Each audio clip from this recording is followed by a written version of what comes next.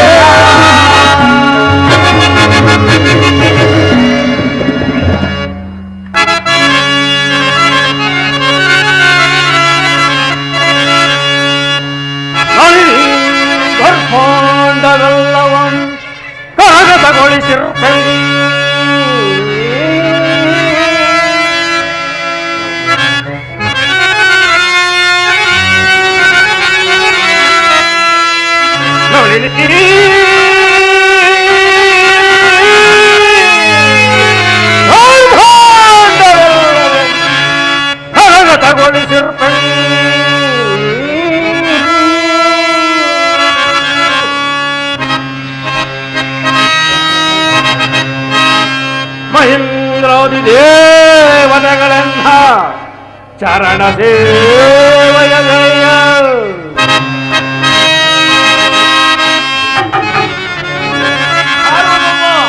ಮಹೇಂದ್ರಾದಿ ದೇವತೆಗಳೆಂಥ ಚರಣ ಸೇವಯ ಜಯ ಸುರಲೋಯರ ಅವಧಾರಣ ಪ್ರಣಗಳ ದೀಪ್ತಿಸುತ್ತೆ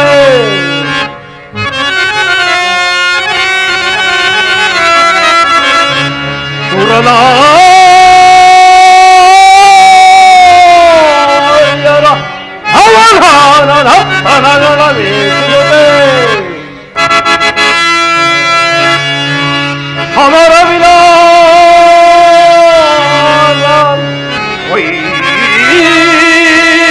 ಭವದಿ ಮೆರೆಯುವ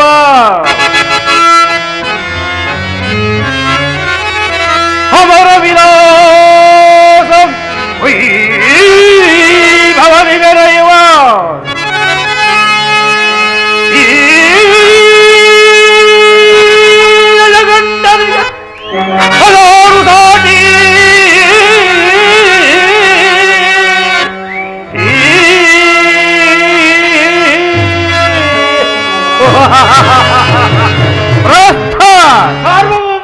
ವಿಭೀಷಣ ಕುಂಭಕರ್ಣ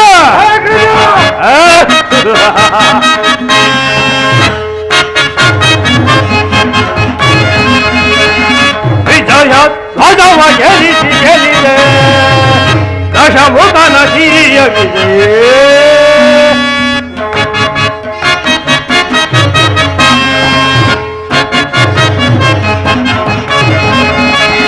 ವಿಜಯ ಧ್ವಜವ ಗೆಲ್ಲಿಸಿ ಗೆಲ್ಲಿದೆ ದಶಮುಖನ ಸಿರಿಯ ವಿಜಯ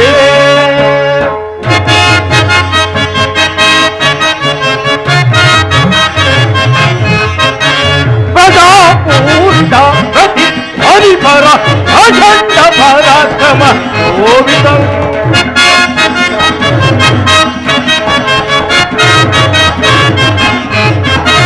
ಪ್ರಭಾ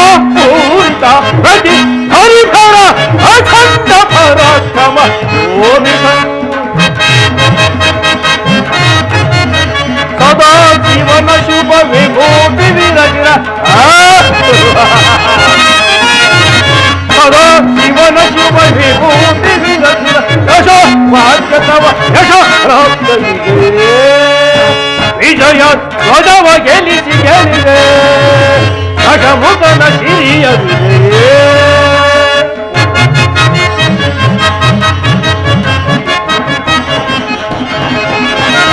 ವಿಜಯ ಬರುವ ಕರ ಹಿಡಿದು ನಡೆದು ದಶ ವಿಜಯ ಗೆಲ್ಲಿದು ನೆರವೇ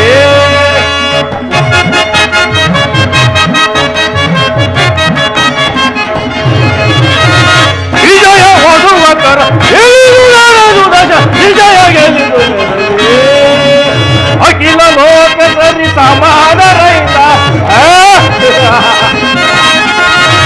ಅಖಿಲ ಲೋಕ ಸರಿ ಸಮಾನ ರೈತ ಪ್ರಭುವೆ ನಿಭ ದಶಮುಖಗೆ ಹರಿ ಸಮದ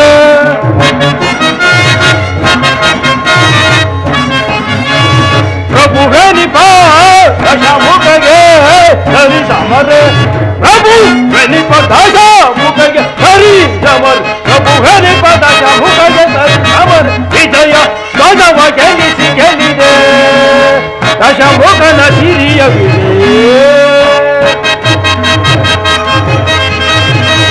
ದಶಮುಖನ ಸಿರಿಯ ವಿಜಯ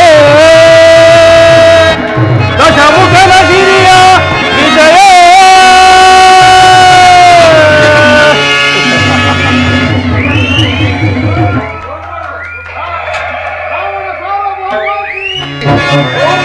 ರಾವಣ ಸಾರ್ವಭೌಮಕಿ ರಾವಣ ಸಾರ್ವಭೌಮಕಿ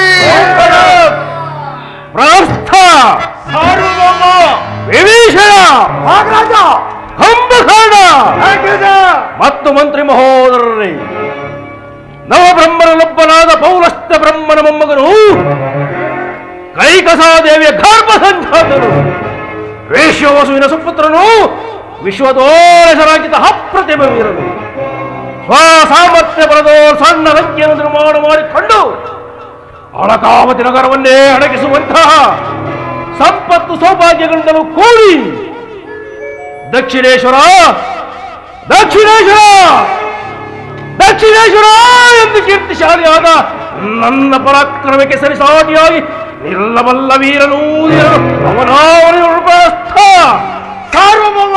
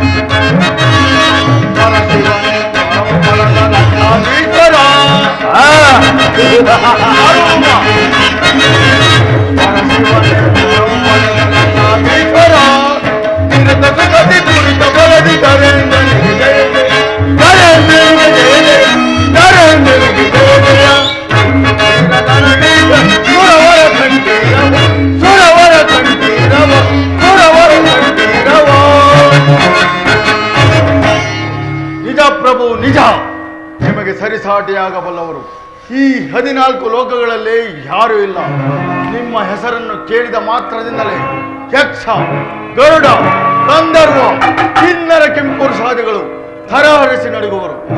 ರಾಜಮಾತೆಯಾದ ಕೈಕಸಾದೇವಿಯ ಪುತ್ರರಾಗಿ ಜನಿಸಿ ಅಜೇಯರಾಗಬೇಕೆಂಬ ಕುತೂಹಲದಿಂದ ಪಾತಾಳವನ್ನು ಒಕ್ಕು ಆ ಬಲಿಚಕ್ರವರ್ತಿಯ ಅರಮನೆಯನ್ನು ಬಾಗಿಲನ್ನು ಕಾಯ್ತಿದ್ದ ಆ ಹರಿಯನ್ನು ಹಿಡಿಯಲು ಹೋದ ಅಮಿತ ಪರಾಕ್ರಮಶಾಲಿ ನೀವಲ್ಲವೇ ಪ್ರಭು, ನೀವಲ್ಲವೇ?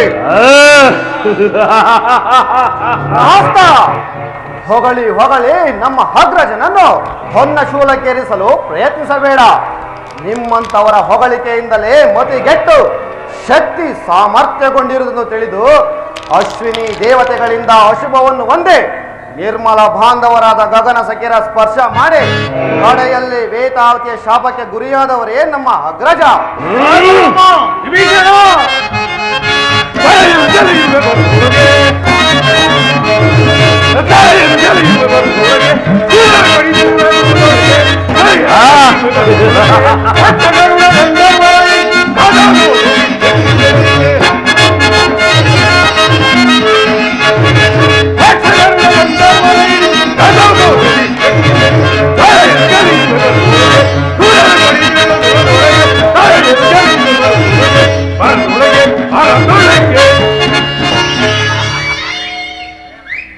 ವಿಭೀಷಣ, ಏನನ್ನು ನುಡಿಯುತ್ತಿರುವೆ? ಒಂದೇ ರಕ್ತದಲ್ಲಿ ಜನಿಸಿ ಒಂದೇ ತಾಯಿಯ ತಾಳೆಯ ಮೇಲೆ ನನಗೆ ಅತುಳ ಪರಕ್ರಮಿ, ಭುವನ ಭೀಕರನು, ರಕ್ಕಸರಲ್ಲಿ ರಕ್ಕಸನು, ನವವ್ಯಾಘ್ರನು, ಪಂಡಿತನು ಆದ ನಮ್ಮಗ್ರಜನನ್ನು ನೀನೇ ಆಡಿಸುತ್ತಿರುವೆ. ಸಾಕು, ಸುಮ್ಮನೆ ಕುಳಿತಿರೋ. ಬಲೆ ಕುಂಭಕರ್ಣ, ವಿಭೀಷಣೇನು ಬಲ್ಲನು ನನ್ನ ವಿಚಾರವನ್ನು? ನಾನು ಜಗವಲ್ಲ, ಜಗತ್ತನ್ನೇ ಸೃಷ್ಟಿಸಿದ ಆ ಬ್ರಹ್ಮನನ್ನೇ ನನ್ನ ಅರಮನೆಯ ಪಂಚಾಂಗವನ್ನು ಓದುವ ಪಂಡಿತನನ್ನಾಗಿ ಮಾಡಿಕೊಂಡಿರುವೆ. ಎನ್ನುವ ನವಗ್ರಹಗಳನ್ನೇ ನನ್ನ ಸ್ವಾಧೀನ ಮಾಡಿಕೊಂಡು ನನ್ನ ಸಿಂಹಾಸನದ ವೆಚ್ಚನಗಳನ್ನಾಗಿ ಮಾಡಿಕೊಂಡಿರುವೆನು. ದಿಗ್ಗೀರ್ತಿಗಳೇ ಬೇರಿದು, ಗಗನವೇ ಹಾರಿದು, ಪೃಥ್ವಿಯೇ ತಲ್ಲಣೆಗೊಳಿಸಬಲ್ಲ ಈ ದಶಕಂಠನು, ಗುಣದ ಭಕ್ತನು, ಅವರೊಬ್ಬನಿಗಲ್ಲದೆ ಮತ್ತಾರಿಗೂ ತಲೆಬಾಗನು ಈ ದಕ್ಷಿಣೇಶ್ವರನು.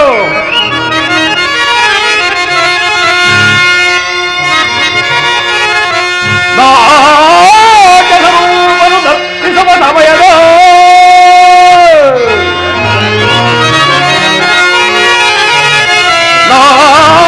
ನಾಟಕರೂಪನು ನರ್ತಿಸುವ ಸಮಯದ ರಗದಗಿರಿಯ ಮೇಲತ್ತಿ ನಲಿದವನು ನಾನ.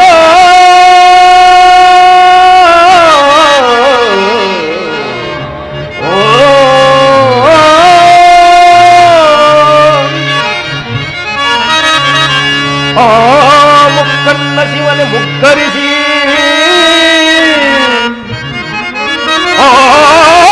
ಮುಕ್ಕನ್ನ ಶಿವನೆ ಮುಗ್ಗರಿಸಿ ನಿಜ ಭಕ್ತನಾದ ನನ್ನನ್ನು ನೋಡಿ ಕರುಣಿಸಿ ಹೊರಬಿಟ್ಟು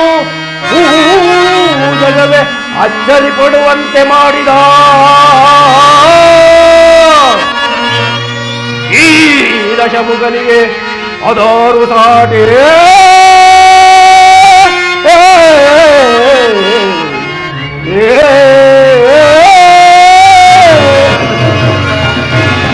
ಎಂತ ನನಗೆ ಒಬ್ಬ ಸಾಮಾನ್ಯ ಸ್ತ್ರೀಯಾದ ವೇದವತಿ ಶಾಪ ತೃಣಕ್ಕೆ ಸಮಾನವಾದದು. ಶಿವ ಎಂಬ ಎರಡಕ್ಷರದಿಂದಲೇ ಸಕಲ ದೋಷಗಳನ್ನು ನಿವಾರಣೆ ಮಾಡಿಕೊಳ್ಳಬಲ್ಲ ನಾನು ಆ ಕಬರ್ದಿನಿಯನ್ನು, ಪಂಚಭೂತಗಳಿಗೆ ಒಡೆಯನಾದ ಪರಶಿವನನ್ನು, ಮೃತ್ಯುಂಜಯನ್ನು ಆರಾಧಿಸಿ ನವವ್ಯಾಕರಣ ಪಂಡಿತನೆಂಬ ಬಿರುದಾಂಕಿತನು ನಾನು. ಸರಿಯಾಗಿ ನೋಡಿದರೆ ಮಹಾಪ್ರಭು, ಅದ್ಯಾವ ಜನ್ಮದ ಪುಣ್ಯವು, ಅದ್ಯಾವ ದೈವದ ಫಲವು. ನಿಮ್ಮ ಬಳಿ ಮಂತ್ರಿ ಆದಿದ್ದಕ್ಕೆ ನನ್ನ ಜನ್ಮ ಸಾರ್ಥಕವಾಯಿತು, ಸಾರ್ಥಕವಾಯಿತು.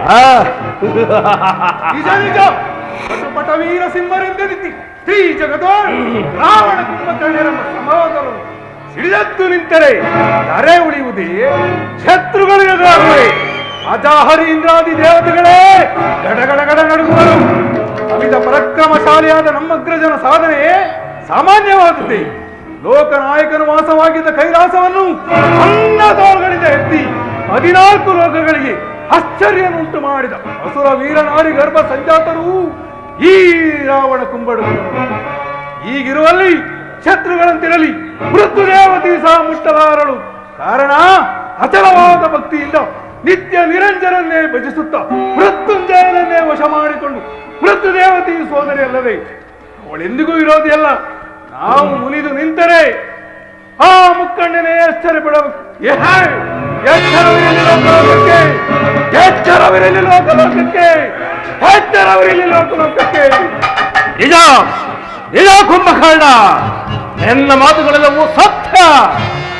ಶತಯೋಜನ ವಿಸ್ತೀರ್ಣವುಳ್ಳ ಶರದಿಯನ್ನು ದಾಟಲು ಸಪ್ತ ಋಷಿಗಳಿಂದಲೇ ಆಗಲಿ ದೇವರ ದೇವತೆಗಳಿಂದಲೇ ಆಗಲಿ ನನ್ನ ಅಜಾತ ಶತ್ರುವಾದ ಹಾರಿಯಿಂದಲೂ ಸಾಧ್ಯವಿಲ್ಲ.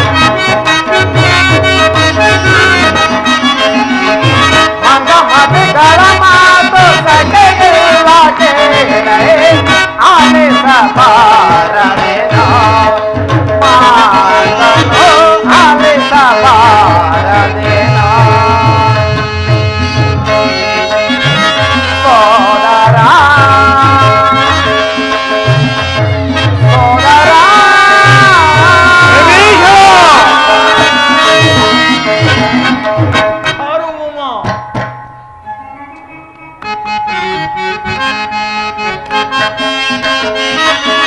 ಜಯಲಕ್ಷ್ಮಿ ನಿನ್ನವಳೆ ನಿನ್ನ ಬಲಿದು ಮಾಡುವವಳೆ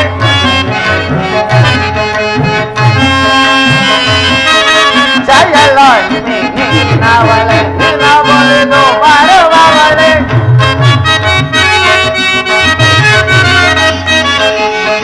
ಜ್ಞಾನದ ಸಾಧನೆ ಸಾಫಲ್ಯವೇನೋ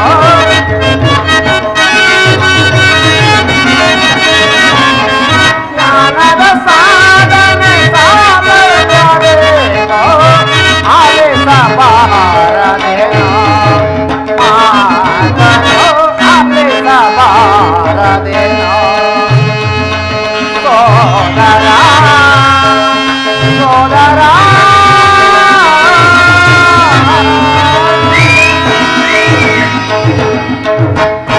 ರಾವಣೇಶ್ವರ, ಜಯಲಕ್ಷ್ಮಿಯು ನಿನ್ನ ಸ್ವತ್ತಲ್ಲ, ನಿನ್ನ ಸಹೋದರಿಯೂ ಅಲ್ಲ.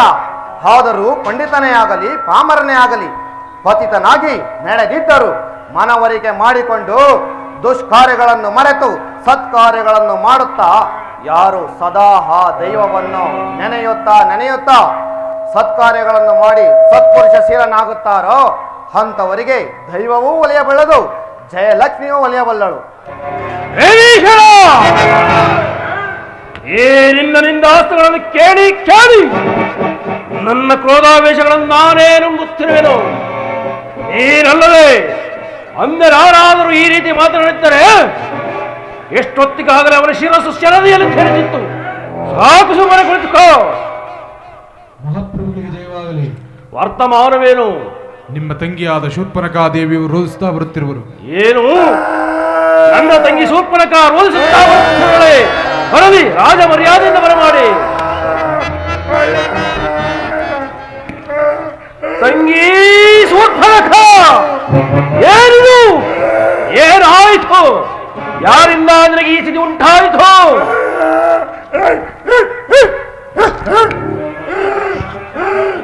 ಏನೂ ಇಲ್ಲ ಮಹಾಪ್ರಭು.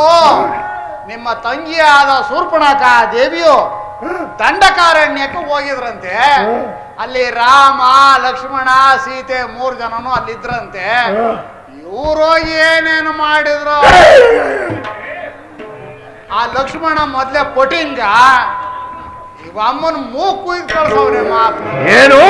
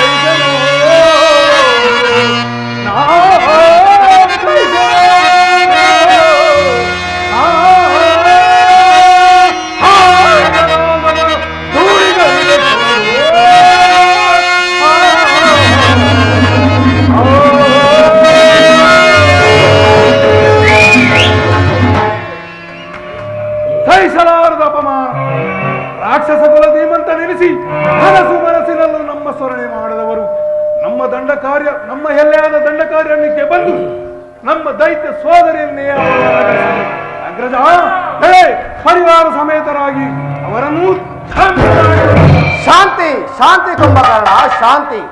ಸಹೋದರಿಯಾದ ಮಾತ್ರಕ್ಕೆ ಅವಳ ಮಾತು ಪರಿಗ್ರಹವಲ್ಲ. ಶೂರ್ಪನಖ, ಅವರೇ ನಿನ್ನನ್ನು ಘಾಸಿಗೊಳಿಸಿದರೆ ನಾನು ನಂಬಲಾರೆ. ನೀನು ಏನು ಸ್ವಇಚ್ಛೆಯಾಗಿ ವರ್ತಿಸಿರಬೇಕು.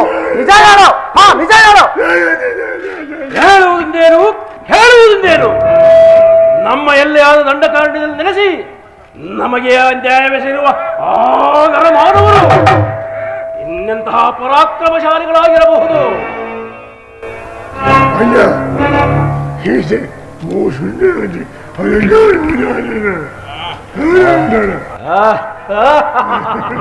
ಅದೇ ಬರ ತಂಗಿ, ನಾಸಿಕ ಹೋದರೂ ಬುದ್ಧಿ ಮಾತ್ರ ಚುರುಕಾಗಿದೆ. ನೀನು ಅಂತಃಪುರಕ್ಕೆ ಹೋಗಿ ಔಷಧೋಪಚಾರಗಳನ್ನು ಮಾಡಿಸಿಕೋ. ಎಲ್ಲ ಏಕನಮಕರ ಸುರ್ರೆ, ನೀವೀಗಲೇ ಹೋಗಿ ಮಾವನಾದ ಮಾರೀಚನನ್ನು ಬರಮಾಡಿ. ಆಗಬಹುದು ಆಗಬಹುದು.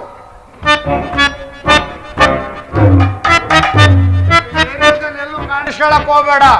ದೊಡ್ಡರೇ ಹೆದರ್ಕತ್ತಾರೆ, ಮಕ್ಕಳು ಮರಿ ಅಮ್ಮಕ್ಕೆ ಕೆಂಡ ಹಾಕ್ಸ್ಬೇಕಾಗಿತ್ತು.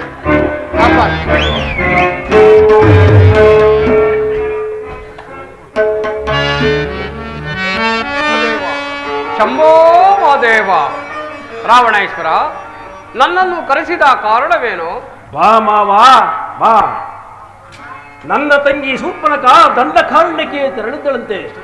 ಅಲ್ಲಿ ರಾಮ ಲಕ್ಷ್ಮಣ ಸೀತೆ ಸೇರಿಕೊಂಡು ನನ್ನ ತಂಗಿಯ ಕಿವಿಮೂಗಳನ್ನು ಕತ್ತರಿಸಿ ಅಪಮಾನ ಮಾಡಿ ಕಳಿಸಿದ್ದಾರೆ. ಭವಿಷ್ಯತ್ತೇನು? ನನ್ನ ತಂಗಿ ಹೇಳಿದಂತೆ ಅವರೇನು ಮಾನವರೋ ಅಥವಾ ದಾನವರೋ ಗುರುತಿಸಿ ಹೇಳು. ರಾವಣೇಶ್ವರ, ದಾನವರನ್ನು ಸಂಹಾರ ಮಾಡಲು ಸಂಚರಿಸಿ ಬಂದಿದ್ದಾರೆ. ಅಸತ್ಯವನ್ನು ನುಡಿಯುತ್ತಿರೆ ಮಾವ.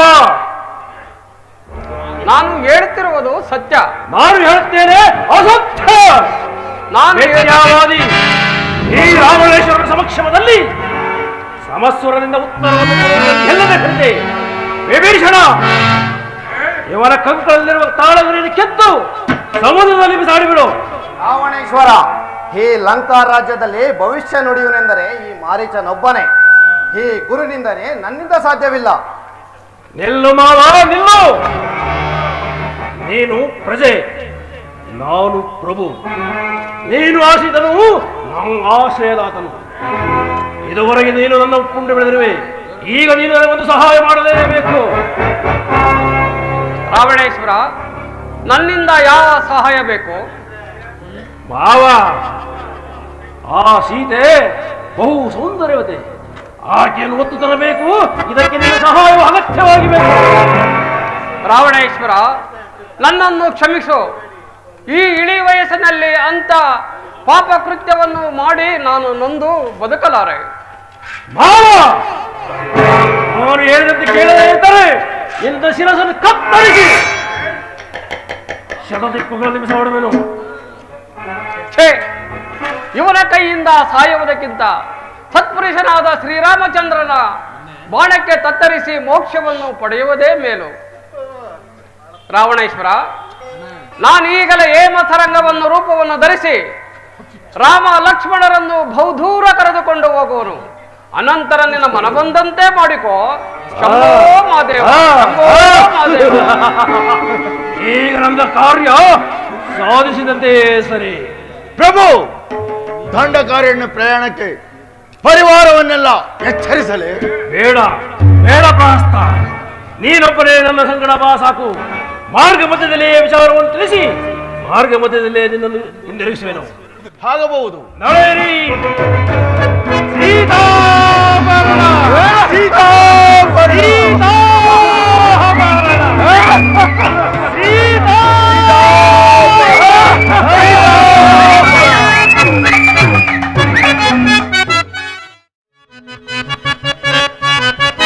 ಜಟಾಧೂಟ ನೀಲಕಂಠ ಪರಶಿವನೇ ಪಾಲಿಸೋ ಚಂದ್ರಮೌಳಿ ತಡನೆ ವಾಸ ಬಾಲ ಚಂದ್ರಶೇಖರ.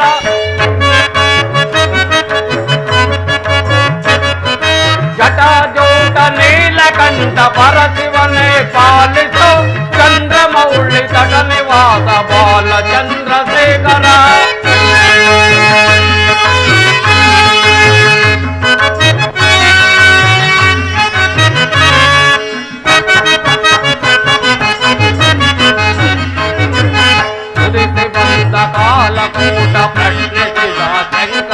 ಅಭಯಂಕರ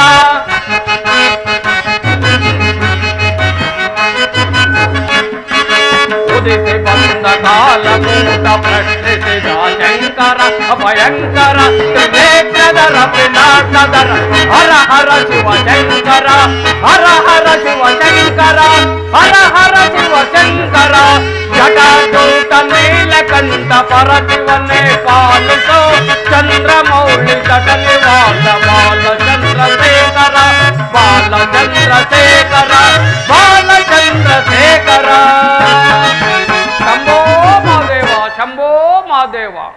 ಅಯ್ಯೋ, ನಾನೆಂತ ಅಧರ್ಮ ಕಾರ್ಯಕ್ಕೆ ಕೈ ಹಾಕಿದೆ. ಹಿಂದೆ ವಿಶ್ವಾಮಿತ್ರನ ಋಷಿಗಳ ಯೋಗವನ್ನು ಭಂಗಪಡಿಸಲು ಹೋಗಿ ನನ್ನ ತಮ್ಮನಾದ ಶುಭವನ್ನು ಕಳೆದುಕೊಂಡೆ. ಶ್ರೀರಾಮಚಂದ್ರನ ಮಹಣಕ್ಕೆ ತತ್ತರಿಸಿ ಹೋಗಿರುವೆನು. ಶ್ರೀರಾಮಚಂದ್ರನು ಯಾರು, ಸೀತಾಮಾತೆಯು ಯಾರು ಎಂಬುದನ್ನು ಈ ಅವಿವೇಕಿಗೆ ಎಷ್ಟು ಹೇಳಿದರೂ ಸಾಲದು. ಸಾಕ್ಷಾತ್ ಮಹಾವಿಷ್ಣುವೇ ಶ್ರೀರಾಮಚಂದ್ರನು, ಮಹಾಲಕ್ಷ್ಮಿಯೇ ಸೀತಾಮಾತೆಯು. ಈ ಅವಿವೇಕಿಗೆ ಎಷ್ಟು ಹೇಳಿದರೂ ಸಾಲದು. ಈ ಸೀತಾಮಾತೆಯನ್ನು ಕದ್ದು ತರಲು ಹೋಗಿರುವೆನು. ಆದ್ದರಿಂದ ಇಡೀ ಲಂಕೆಯೇ ಭಸ್ಮವಾಗಿ ಹೋಗುವುದು. ಶಂಭೋ ಮಾ ಶಂಕರ ಶಂಭೋ ಮಾ ಶಂಕರ.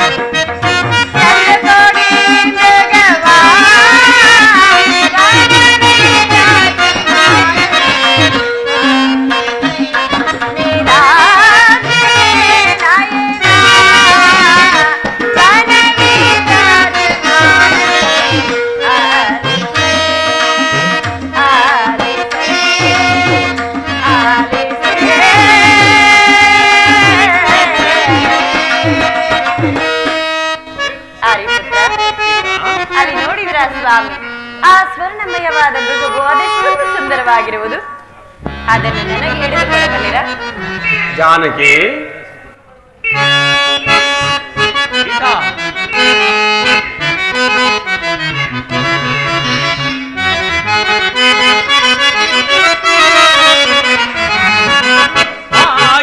ಮೃಗವನಿದ ನೋಡಿ ಬಯಸುವೆ ಏಕೆ ಇದ ಮೃಗವನಿದ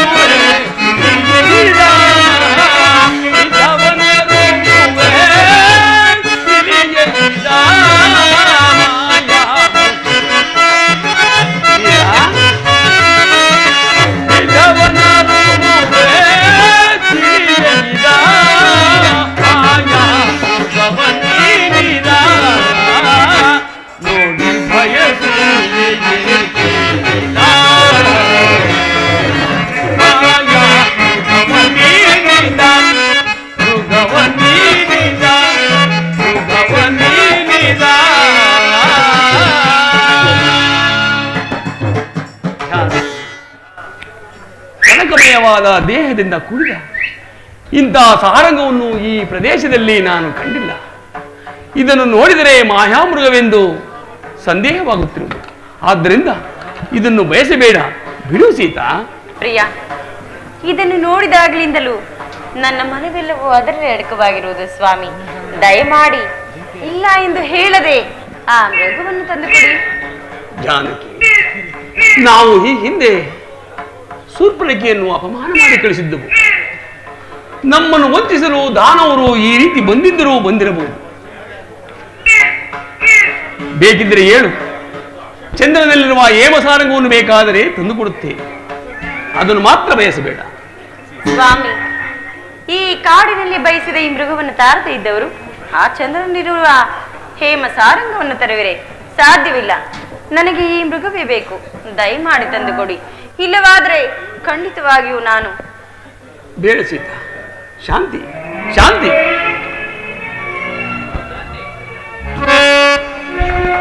ಲಕ್ಷ್ಮಣ, ಲಕ್ಷ್ಮಣ, ಅಣ್ಣ ಕರೆದಿರಾ? ಜಾನಕಿಯು ಆ ಸಾರಂಗವನ್ನು ಬಯಸಿರುವಳು. ಹಾಗಾದರೆ ನಾನೇ ಹಿಡಿದು ತರುತ್ತೇನೆ ಅಣ್ಣ. ಬೇಡ ಲಕ್ಷ್ಮಣ, ಸತಿ ಬಯಸಿದ್ದನ್ನು ತಂದುಕೊಡುವುದು ಪತಿಯಾದವನ ಕರ್ತವ್ಯ. ನಾನೇ ಹೋಗಿ ಆ ಸಾರಂಗವನ್ನು ಹಿಡಿದು ತಂದುಕೊಡುತ್ತೇನೆ. ಅದೊಂದು ವೇಳೆ ಮಾಯಾಮೃಗವಾಗಿದ್ದರೆ ಅದನ್ನು ಅಲ್ಲಿಯೇ ಕೊಂದು ಬರುತ್ತೇನೆ. ಆದರೆ ನಾನು ಬರುವ ತನಕ ಜಾನಕಿ ಓರ್ವಳನ್ನೇ ಬಿಟ್ಟು ಈ ಸ್ಥಳದಿಂದ ಕದಲಬಾರದು, ತಿಳಿಯುತ್ತೆ? ಹಾಗೆ ಆಗಲಿ ಅಣ್ಣ.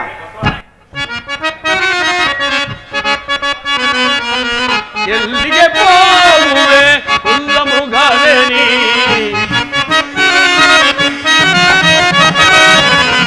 ಎಲ್ಲಿಗೆ ಹೋಗುವೆ ಕುಲ್ಲ ಮೃಗವೇ ನೀ, ಅಲ್ಲಿಯೇ ನಿನ್ನಯ ಕೊಲ್ಲ ನರಗಿದೆ, ಅಲ್ಲಿಯೇ ನಿನ್ನಯ ಕೊಲ್ಲ ನರಗಿದೆ, ಎಲ್ಲಿಗೆ ಹೋಗುವೆ ಕುಲ್ಲ ಮೃಗವೇ ನೀ. ಲಕ್ಷ್ಮಣ, ಪ್ರಾಣೇಶ್ವರ, ಲಕ್ಷ್ಮಣ, ಕೇಳಿದೆಯಾ ನಿನ್ನಣ್ಣನ ಧ್ವನಿಯನ್ನು? ನಿನ್ನಣ್ಣನು ಯಾವುದೋ ವಿಪತ್ತಿನಲ್ಲಿ ಸಿಲುಕಿರುವ ಹಾಗೆ ತೋರುತ್ತಿರುವುದು.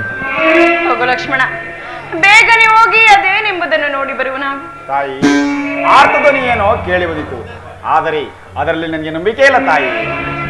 ಇಲ್ಲ ಲಕ್ಷ್ಮಣ, ಅದು ನಿನ್ನಣ್ಣನ ಧ್ವನಿಯೇ ಹೊರತು ಅನ್ಯತ ಆಗಿರಲಾರದು. ನನ್ನ ಮಾತನ್ನು ಕೇಳು ಮೈದನ. ನಿನ್ನಣ್ಣನು ಯಾವ ಸ್ಥಿತಿಯಲ್ಲಿರುವನೋ ತಿಳಿಯದಾಗಿದೆ. ದಯಮಾಡಿ ಹೋಗುವನಾಗು. ಅಮ್ಮ, ಜಗದೊಡೆಯನಾದ ಶ್ರೀರಾಮಚಂದ್ರನಿಗೆ ಅಪಾಯವೆಂದರೇನಮ್ಮ? ನೀವು ಧೈರ್ಯದಿಂದಿರಿ. ನಿಮ್ಮನ್ನು ನೋಡಿಕೊಳ್ಳಲು ನಾನಿರುವಾಗ ನೀವು ಧೈರ್ಯದಿಂದಿರಿ ತಾಯಿ. ಹೋಗಲಾರಿಯ, ಹೋಗಲಾರಿಯ. ನಾನು ಇಷ್ಟು ಬಗೆಯಿಂದ ಹೇಳಿದರು ನೀನು ಹೋಗುವುದಿಲ್ಲ ಎನ್ನುತ್ತಿರುವೆ ಎಂದರೆ ನೀನು ಆ ಭರತನು ಅದೆಷ್ಟೊಂದು ದಿನಗಳಿಂದಲೂ ಇಂತಹ ಸಮಯಕ್ಕಾಗಿ ಕಾದಿದೆಯೋ ಏನು? ಇವರನ್ನೇನಾದರೂ ಕೇಡಿಗಾಹುತಿಯಾದರೆ ನಿನ್ನ ನಿನ್ನವಳಾಗುಳೆಂಬ ದುರಾಲೋಚನೆ ನಿನ್ನದು.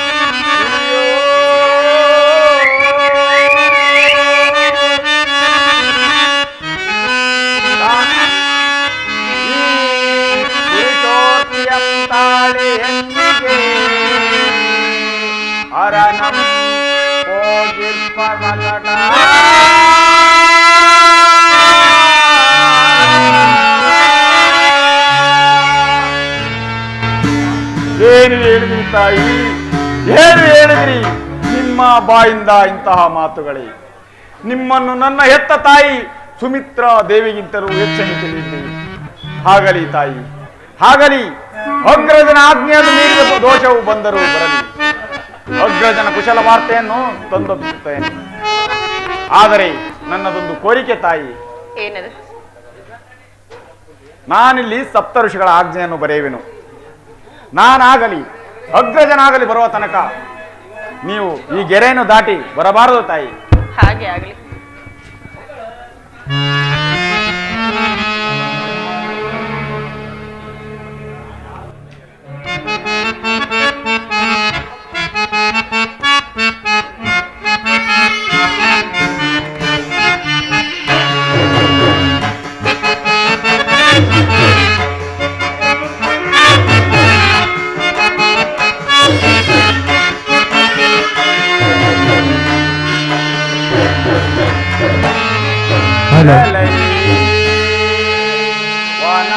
ವನಸ್ತರಂಗಳಿರಾ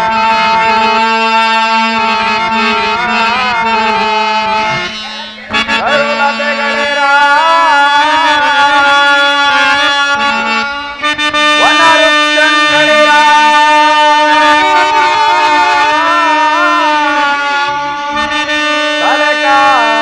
ತಲೆಕಾಯು ಎಮ್ಮ ಸೀತಾಮಾತೆಯ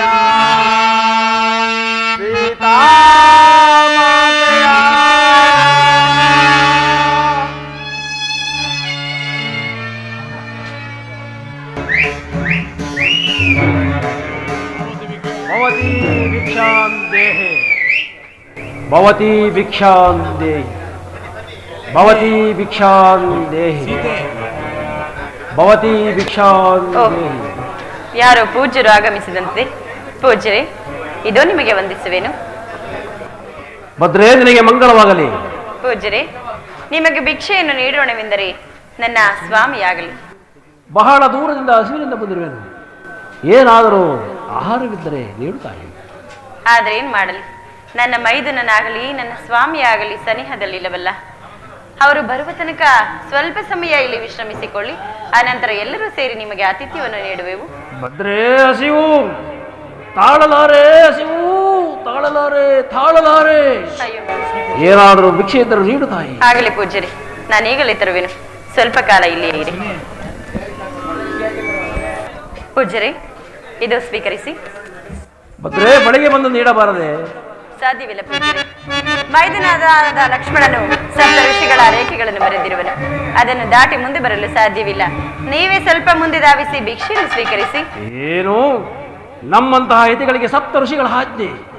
ಬಹಳ ದೂರದಿಂದ ಹಸಿವಿನಿಂದ ಬಂದ ನಾನು ನಿನ್ನ ಆಶ್ರಮದಲ್ಲಿ ಹಸುವಾಗಿದ್ದ ಆದಲ್ಲಿ ಅಯ್ಯೋ, ಬ್ರಹ್ಮಹತ್ಯೆಯ ಶಾಪಕ್ಕೆ ಗುರಿಯಾಗಿವೆ. ಇಡೀ ಶಾಪವನ್ನ ತಡೆಯಿರಿ ಪೂಜ್ಯರೇ, ನಾನೇ ಮುಂದೆ ಬಂದು ಭಿಕ್ಷೆಯನ್ನು ನೀಡುವೆನು. ಬಳಿಗೆ ಬಾ, ಇನ್ನೂ ಬಳಿಗೆ ಬಾ, ಇನ್ನೂ ಬಳಿಗೆ ಬಾ, ಇನ್ನೂ ಬಳಿಗೆ ಬಾ, ಇನ್ನೂ ಬಳಿಗೆ ಬಾ.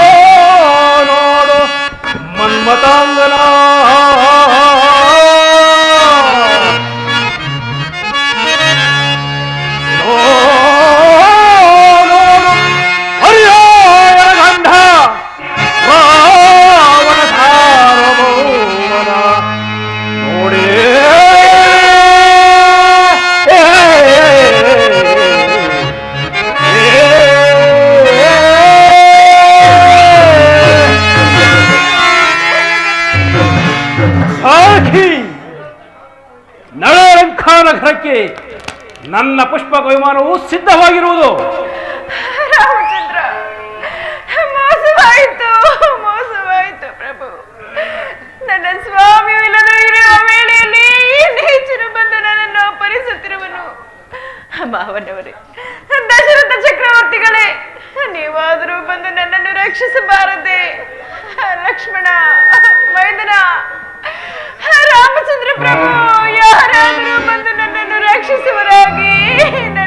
ರಕ್ಷಿಸುವರಾಗಿ.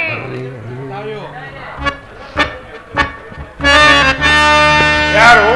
ನನ್ನ ಗೆಳೆಯರ ದಶರಥ ಚಕ್ರವರ್ತಿ ನೆನೆಸಿರುವಲ್ಲ ಅಮ್ಮ, ನೀವು ಯಾರು? ಅಯ್ಯ ಪಕ್ಷಿರಾಜ, ನಾನು ದಶರಥ ಮಹಾರಾಜರ ಸೊಸೆಯು, ಶ್ರೀರಾಮಚಂದ್ರರ ಧರ್ಮ ಪತ್ನಿಯು. ನನ್ನ ಸ್ವಾಮಿಯು ಇಲ್ಲದ ವೇಳೆಯಲ್ಲಿ ಈ ನೀಚನು ಬಂದು ನನ್ನನ್ನು ಅಪಹರಿಸುತ್ತಿರುವನು. ದಯಮಾಡಿ ನೀನಾದ್ರೂ ನನ್ನನ್ನು ರಕ್ಷಿಸು. ಪಾಪಾತ್ಮ, ಶ್ರೀರಾಮಚಂದ್ರ ಸಮಯದಲ್ಲಿ ಸೀತಾದ ಅಪಹರಿಸಿ ಹೋಗುತ್ತಿರುವೆಯ? ನನ್ನ ಯುದ್ಧವನ್ನು ಮಾಡಿ ಮುಂದಕ್ಕೆ ಹೋಗು. ನೀನಾರೆಂಬುದನ್ನು ತಿಳಿಸು. ನಾನಾರೆಂಬರ ವಿಚಾರ ಆಗಿರಲಿ, ಅದು ನಿನ್ನ ವಿಚಾರವನ್ನು ತಿಳಿಸು. ಓಹೋ, ಜಟಾಯು ಇವನು ಬಹಳ ಪರಾಕ್ರಮಶಾಲಿ ಅಂತ ಬಹಳ ಉಪಾಯದಿಂದ ಪಾರಾಗಲೇಬೇಕು. ಎಲ್ಲವೋ ಜಟಾಯು, ನಾವಿಬ್ಬರೂ ಸಮಬಲದವರಾದ್ದರಿಂದ ನಮ್ಮ ಜೀವದ ನೆಲೆಯನ್ನು ಹೊರಿತು ಯುದ್ಧ ಮಾಡೋಣ. ಹಾಗೆ ನಿನ್ನ ಜೀವದ ನೆಲೆ ಎಲ್ಲಿದೆ ಹೇಳು. ನನ್ನ ಜೀವದ ನೆಲೆಯು ಇದು ವ್ಯಕ್ತಗೊಳ್ಳದಿರುವುದು. ಹಾಗಾದರೆ ಯುದ್ಧಕ್ಕೆ